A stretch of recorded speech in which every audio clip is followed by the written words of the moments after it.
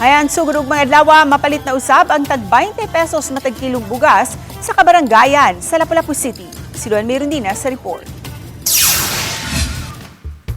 Human gi-relaunch sa Lapu-Lapu City LGU ang tag 20 pesos matag kilong bugas niya tung Lunes, May 11, diin kapin sa 900 ka mga individual ang nakapalit sa baratong bugas. Sugod ug mga adlaw, May 14, sa matag barangay na ang pagpamaligya niini. First pa man ni nato sa atong barangay, panid-an nato og unsay kaya sa barangay. So tagaan lang sa sila og 50 sacks.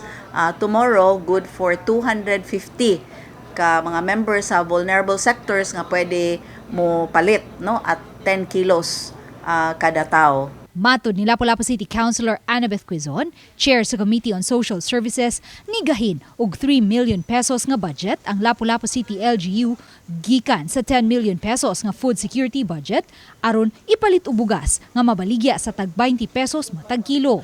Ug aron mapasayon kini alang sa mga mamalitay adto kini ipamaligya sa barangay. Ang halin sa pahak mo inapoy atong ipalit na pud og laing bugas kay para continuous na gyud siya.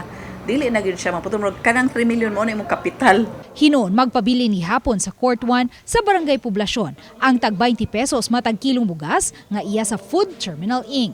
Gipasabot ni Consejel Quizon nga tungod kay subsidized sa Food Terminal Inc. ang bugas nga gipalit sa LGU gikinahanglan gihapong nahasubay kini sa guidelines sa FTI diin priority nga makapalit kadtong mga anaa sa vulnerable sector.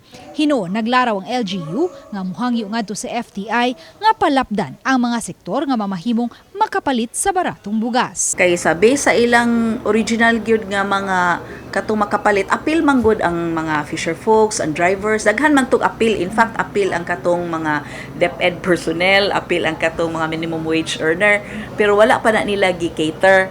Ang kani pag yung upat ka sector mo ilang gi-prayo. So ang ato paninguhaon lang nato atong hangyoon nga i-open na ninyo sa uban. Mama.